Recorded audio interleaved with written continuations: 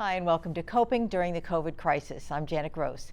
It's not news to anyone. When we go outside now, it's kind of a different world and probably will be for a while. People have different expectations and concerns and attitudes about being out again, being around other people.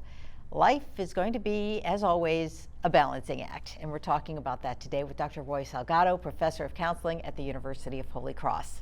It's great to be with you once again. Good to be with you too. And I guess it always is, okay, a little bit of this, a little bit of that balance. Yeah, and we're still having to balance every single day.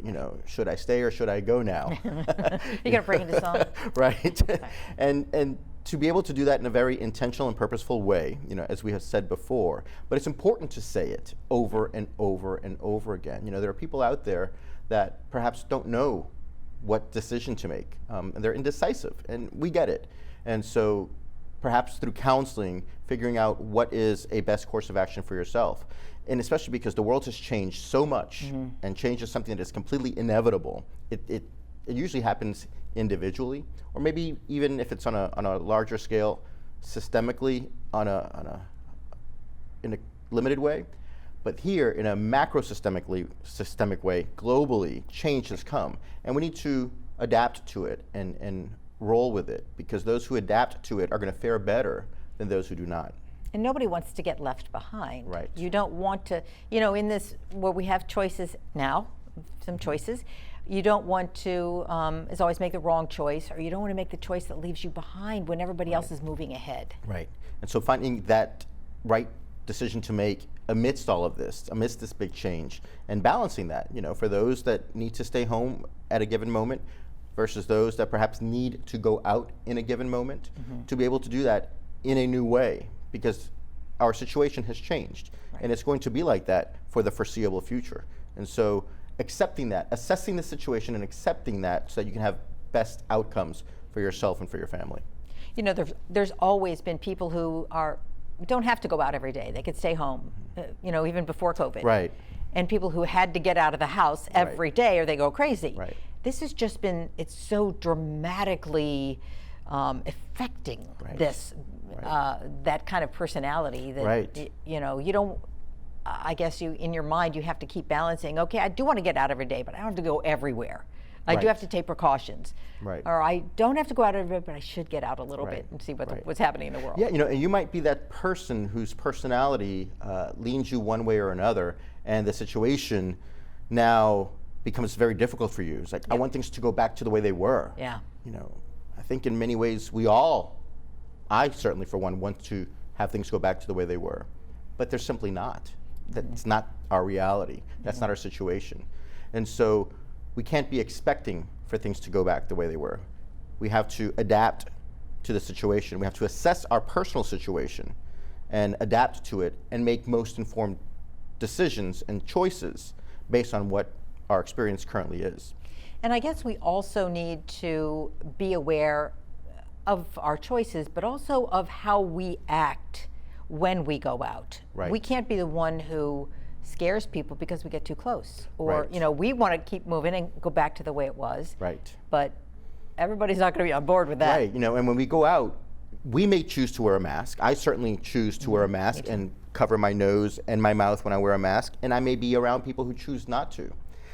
It's not for me to say, you have to put on a mask, but I have to make a decision if I'm going to be in interaction with someone, keeping that physical distance, that social distance, and being respectful and mindful. There's all sorts of reasons as to why someone may not be wearing a mask, and we need not to get into all of that. But to the extent that one can wear a mask, one perhaps ought to wear a mask. And when you're around people who are not, just maintaining that distance for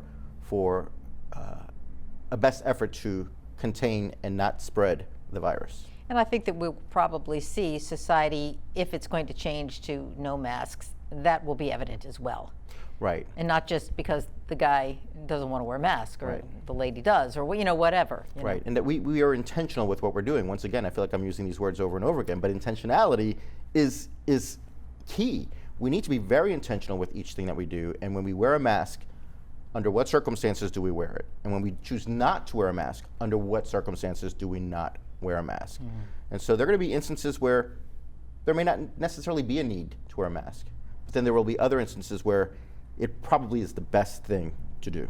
And probably if you look around, you get your clue, you know, Right. or your cue to, Right. you know what, everybody else is wearing one. Now, I wouldn't, even if everybody else isn't, that doesn't mean you can't. Right. You know, so. Right. It's all decisions, isn't it? And Yeah, and difficult ones. And it affects us all. This affects everybody. We were talking earlier before the show started that this is something that affects everybody, and you may not want to be affected, Right. but you're going to, and Yeah. so you have to learn the things that are going to be a part of this new world. Yeah, exactly. And however anxiety producing it is, we have to find the way to deal with it. We can't roll up in a ball and not deal with it. We have to assess the situation, adapt to it, and move forward. And if you're having trouble, the University of Holy Cross is offering a free service to the community Yes, for somebody to talk to. absolutely. And our counselors are phenomenal and do a wonderful job in helping people to figure out what their situation is, what their needs are, and how to find solutions to their presenting problems. And our student interns, our master's level clinicians, our doctoral level clinicians are there to help in whatever the presenting issue may be. And it's all done online, or not online, it's all done either telephone or Correct. Yes, through through a- audiovisual means or telephonic, just audio means. We provide telebehavioral health to anyone who is interested in receiving the service free of charge. Okay, so you just call, You set just it up, call. and they'll make all the arrangements and tell you what to do. Yes. And how's that working? I mean, are you getting a lot of response? We are getting a lot of response. The community is very interested in the service that the University of Holy Cross is providing through the Thomas E. Counseling Chambers Counseling and Training Center. And, you know, they are feeling relieved, you know, that knowing that there is something out there, someone out there to listen and to help process what it is that they're going through. You know, the whole world is going through it, but even though the whole world is going through it, it's still very individual and it still feels very much isolating in certain ways. And so to know that someone's there with an empathic ear listening and showing unconditional positive regard to what it is that you're experiencing and not diminishing it in any kind of way is invaluable. And this is a service that's, as you said, invaluable. I know I've read and heard a lot of experts say that the mental health issues that will come out of this are going to be enormous, and the structure for handling that is not equipped. Right, right. So you guys are out there offering free counseling at a time when a lot of people are looking for somebody to talk to. Right. Much of this can be preventative in nature as well, you know, to that point that, you know, the mental health reaction to all of this, you know, weeks and months out after the initial announcement of the pandemic is just overwhelming. You know, people are experiencing fear, anxiety, depression, and indecision at this point. Sure. You know, and so counseling can be very helpful in that, in normalizing that for individuals and helping find solutions for whatever it is that they may be contending with. Okay, well, we're going to talk more about this, and we're going to come back and we'll talk about how to look at many of these changes and how they can work in our lives for us. We'll be right back.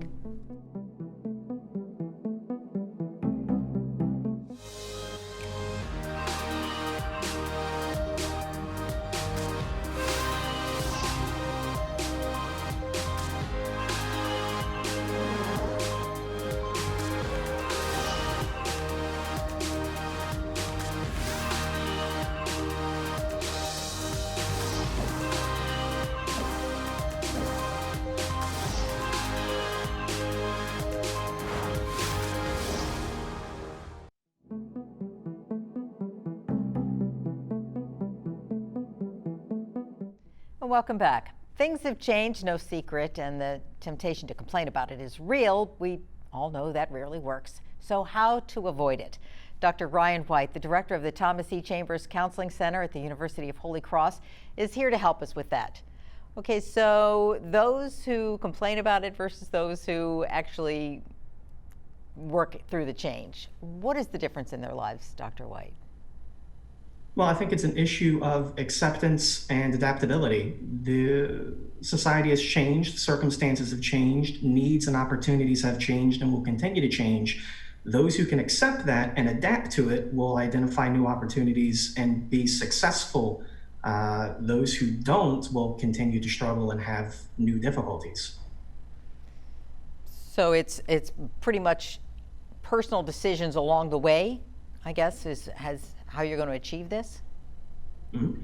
Old strategies for living your life may not work as well in current circumstances or as things continue to develop. So we have to change uh, how we go about living our lives, how we look at work, how we look at leisure, how we look at our options, our responsibilities.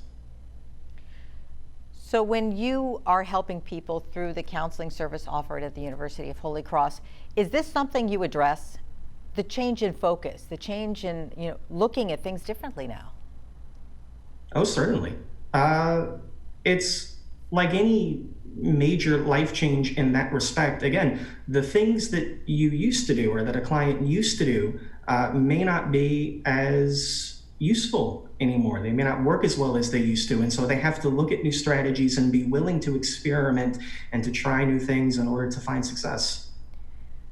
Do you hear a lot about this in counseling? Is this something that people are asking for help with? Or maybe they don't even know that this is what they're asking. But I guess some people are resistant to change.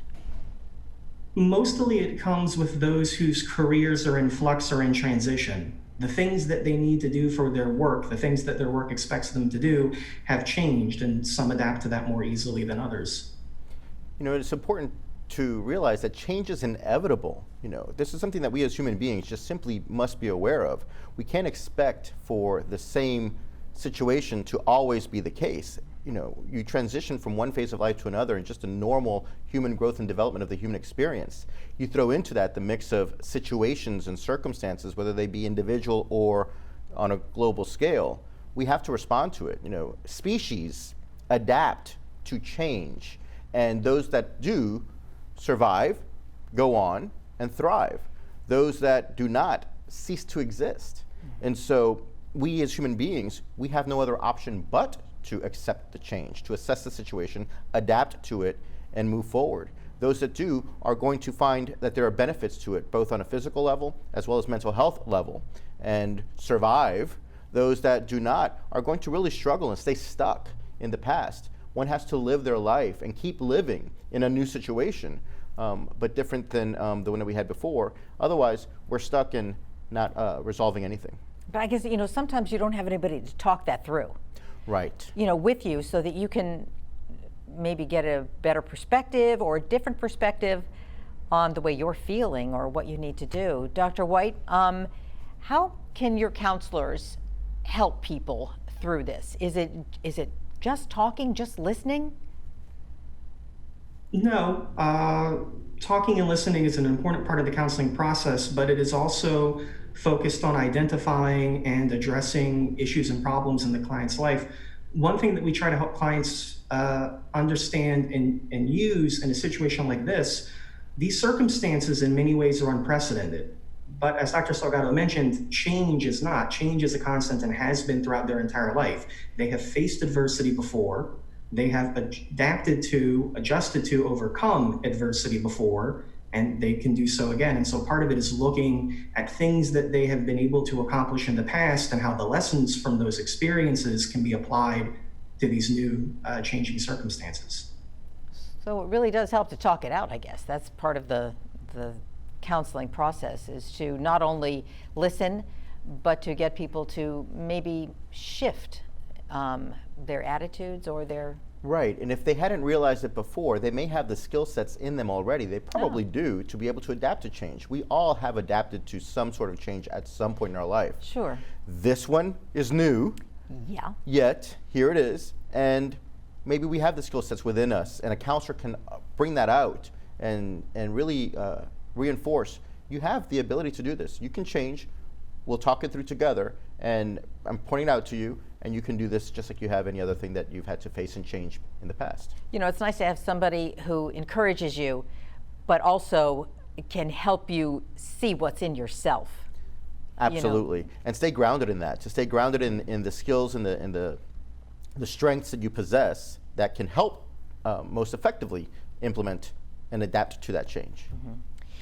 Dr. White, in the counseling sessions, I know that you have the option to do not face to face, but certainly you can see the faces and you can see the reactions, or you can do over the phone. Is there any benefit, do you think, to either one when you're dealing with such an emotional and kind of fluid situation? I think the benefit that many clients see with the phone sessions is that they are more convenient. They don't have to worry about making themselves maybe presentable in the same way as if they were going out. But I think that the advantages of something like this, where you can, again, not exactly face to face, but see the other person, is that there's a lot of nuance and subtext in communication between people that is nonverbal, that is physical language, that is facial language, that is maybe lost and not accessible to the counselor in the same way if you're only doing the session audio. And so it's almost like being there, I guess, because you can kind of get all that. Right. With the audiovisual technology, it's really as close as you can get to that face-to-face, because you're able to pick up on that corporal language, on those facial expressions in tone and mood and all of those nuances, as Dr. White stated. Through telephonic, you can get some of that, but not all of that. Yeah, you can hide a lot. Right. with if you're not looking at your face or how you're reacting to questions. Right. So are most people choosing the face-to-face, quote unquote? We're getting a mixture of the two. Those who are eager to go back to face-to-face, that I guess are having more of a challenge adapting to the change, and those who have welcomed the change and are very open to receiving these services through telecommunication methods such as audiovisual or audio counseling. Okay. All right, Dr. White, we thank you for joining us and helping us talk through this, and appreciate your take on all these things. We'll be back in a moment. We'll talk about the risks of not changing. Stay with us.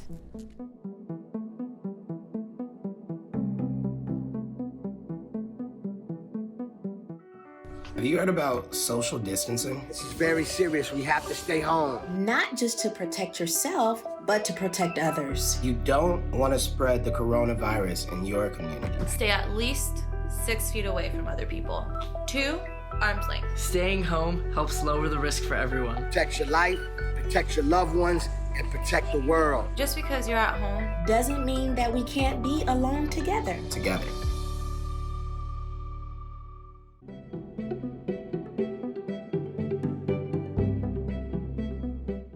And welcome back.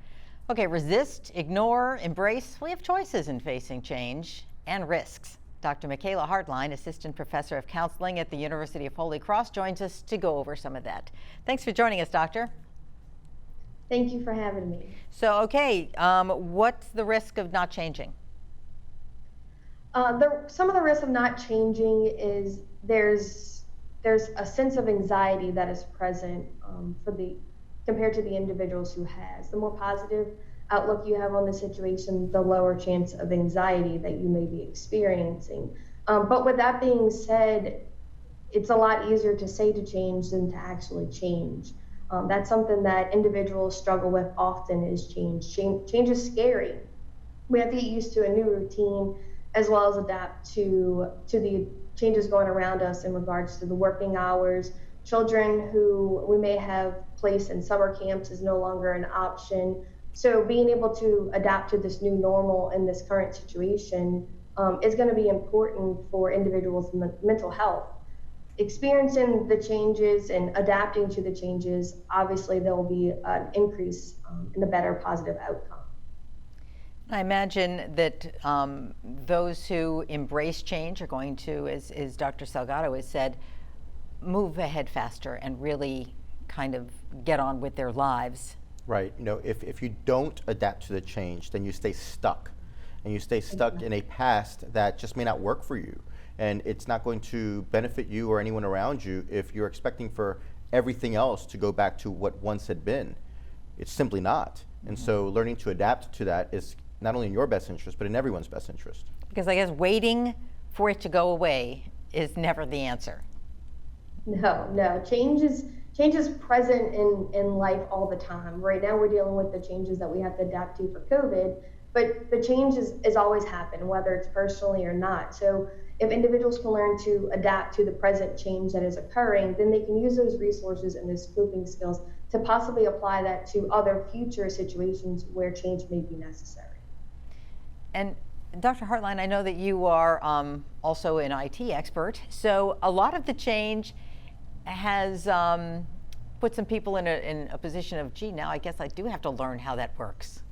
Right, right. Even me, who has had experience with IT, I'm constantly learning Zoom and these different technologies that we've had to kind of rely on during this time, so that way we continue to see our clients as well as teach our students at the university. So yes, that is something, that's a great example of where our faculty and our students have had to change the way they teach and the way they learn in order to continue this process. If they wouldn't have changed, then they would be stuck, like Dr. Salgado was saying. Right. Yeah, can you imagine if if we didn't adapt to this, from one day to the next, we had to really put everything online. And while we were experiencing, doing things online prior to that, but in the way that it's being done now, we really had to learn from one day to the next. And had we not done that, then what would happen?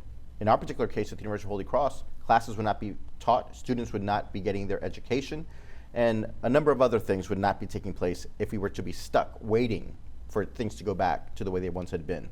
But because we have adapted, this is a perfect example of how we have, as a community, as individuals, as students, as faculties, as a university, have been able to roll with it, move forward, and survive the current situation of COVID-19. And certainly a big responsibility for that is on the people at the university or the people at maybe your work or different organizations. But personally, if you don't know how to join the Zoom meeting, if you don't know how to put your camera, your laptop and face it the right way, or whatever. One has to learn to make new choices and new decisions and learn and take that risk.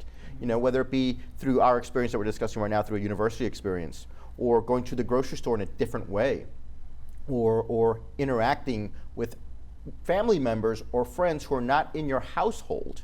That's a difficult thing to do, to be interacting with people in a different way, maintaining that distance, but nevertheless something that we're asked and challenged to do in this new situation. Mm-hmm. And I guess, Doctor, it also incorporates going to the grocery store or following different rules that you didn't know. Okay, this aisle goes this way, or whatever they have. You have to wear a mask here, it's optional here.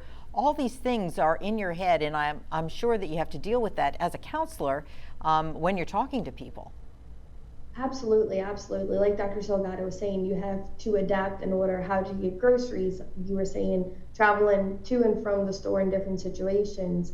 But the resources that are available, to be mindful of those. And, what I'm seeing in the clients that I'm currently seeing is also that experiencing of grief. We've lost a lot of individuals to this COVID pandemic, but also grieving their place of employment or that sense of safety or those things that typically, we thought this pandemic was going to occur, this quarantine was going to occur for about a month. Now we're going on 3 months, and the city is trying to make the necessary changes, but at the moment there still is a lot of unknown, and that is very scary. So that sense of safety is missing. They're grieving the loss of their place of employment, that sense of normalcy, family or friends that may have been affected by COVID. So those are some things that I'm seeing in the clients, but as well as our students, they're experiencing the same things as well. And it helps to talk about it, to talk through it, and to see that you're not alone, and that even your counselor is going through the same thing that you are. Absolutely, absolutely. That the new normal is never a fun term to throw around, but at the moment it is. So to normalize that situation for our clients as well as our students, I think is very important to know that they're not alone, and the things that they're feeling are very valid.